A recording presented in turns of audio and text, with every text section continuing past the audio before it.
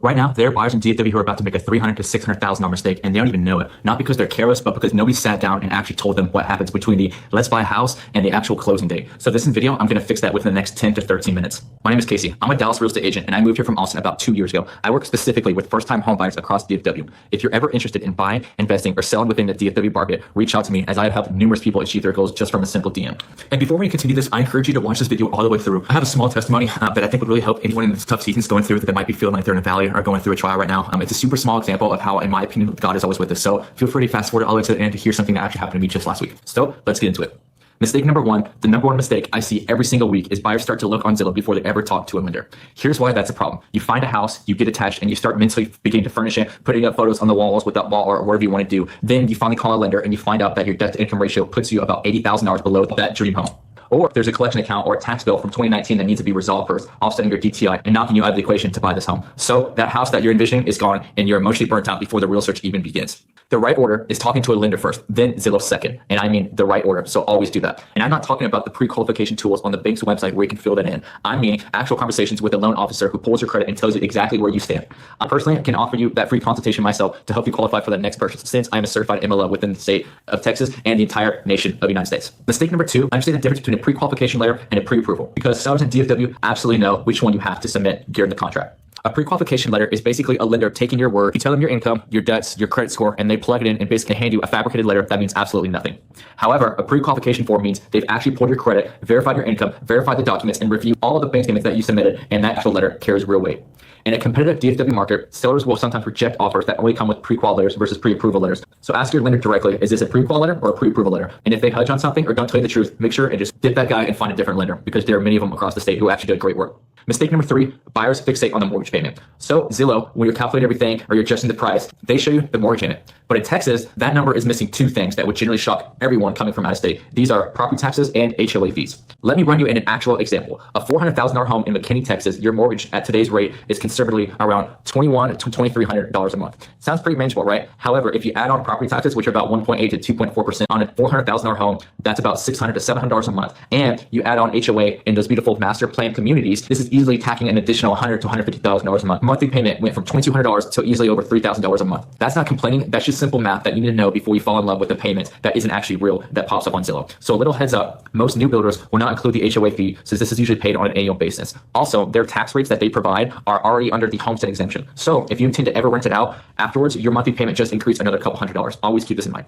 Mistake number four, and this one is completely Texas specific, and it trips up out-of-state buyers every single time. In Texas, when your offer is actually accepted, you enter something called the option period. This is typically 5 to 10 days in total length, and you negotiate that length in the contract. During this window, you have an unrestricted right to back out of the contract for any reason. So with this option fee, you usually pay around $100 to $500 to walk away. However, you keep that earnest money, which is typically around 1% of the purchase price. Here's why that matters. The option period is when you do your inspection. So if the inspector finds foundation issues, roof problem, HVAC, and or the AC unit and or the water heater is currently at the end of its life expectancy, you can negotiate these repairs, ask for a price reduction, ask for seller concessions, or completely walk away. However, after the option period ends, walking away is much harder and you risk losing your earnest money deposit. So use those 5 to 10 days aggressively. Hire a good inspector and do not waive your option period just to make your offer look stronger, unless you are extremely confident in what you're buying. Not doing this will create an EMD loss, which is typically around $3,000 to $10,000 based on your purchase price. Mistake number five. Most home buyers budget for the down payment and completely forget about the closing costs. In Texas, closing costs typically run from 2 to 3% of the purchase price. On a $400,000 home, that's looking around $8,000 to $12,000 on top of the down payment, which can range from 3.5% all the way to 20%. So what's included with these closing costs? These are typically lender fees, title insurance, appraisals, prepaid homeowners insurance, property tax escrow fees, and a stack of all these smaller line items that add up pretty quick. The good news, closing costs are negotiable in Texas. You can actually ask the seller to cover a portion, and we call these seller concessions.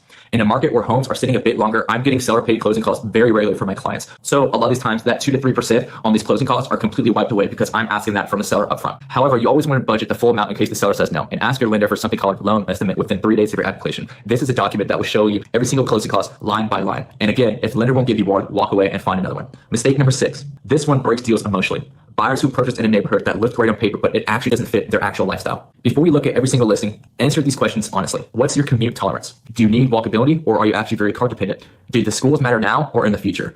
I'm saying this because DFW is absolutely massive. Frisco and McKinney are nearly 30 to 45 minutes, and that's without downtown rush hour traffic. If you work in uptown, that commute will age you pretty quickly.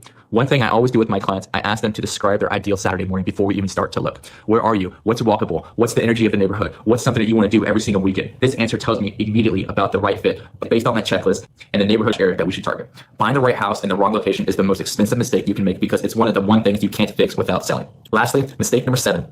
This last one is simple, but I have to say because it happens more than you think. From the moment you get pre-approved to the day you close, do not make any financial changes. Do not open a new credit card. Do not buy a car. Do not make a large unexplained cash deposit into your bank. Do not buy a wedding ring, and do not change jobs if you can't help it. Your lender will pull your credit before you close. If your debts have changed, your loan can be denied. Sometimes this happens 1 to even 2 days before you're supposed to get the keys. And trust me, I've had this happen multiple times to my clients. So remember, buy the car after, open the credit card after closing, celebrate after closing. Do all this, please, afterwards and not before. These were the 7 mistakes I see DFW first-time home buyers make every single week. And every single one of these are preventative, especially know what's coming. So before we end the video, I just wanted to say we all go through different seasons in life. Some seasons feel like the absolute mountaintops, everything's clicking, business is great, and the momentum is actually amazing and real. But other seasons, they feel like an uphill climb full of just trials, tribulations, the waiting, and straight up just uncertainty. But here, the truth is, I want to always remind you that the Lord is always with you, no matter what season that you're standing in right now. He doesn't just show up when things are perfect. He is in the middle of all the mess, the hard work, and all the waiting. So if you're in a tough season right now, let Matthew remind you that he is always with you to the very end of the age. And I also want to let you know about a story that just happened.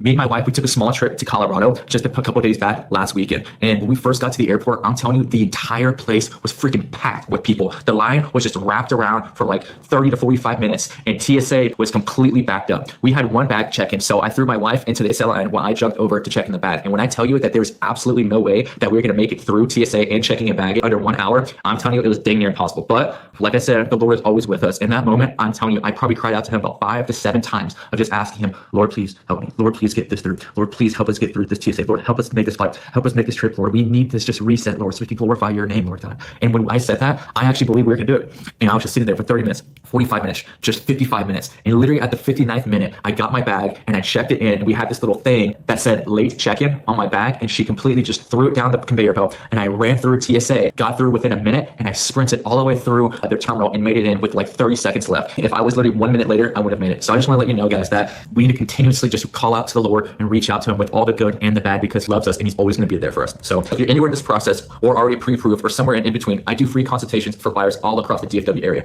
No pressure, no pitch, just the real conversations about where you are and what makes sense. The link is always in the description, and feel free to reach out to me via email or phone number. If this helped you, subscribe. I post every single week for first-time home buyers and people relocating to the Dallas-Fort Worth area. See you soon next week, and I appreciate you watching. Thanks, and God bless.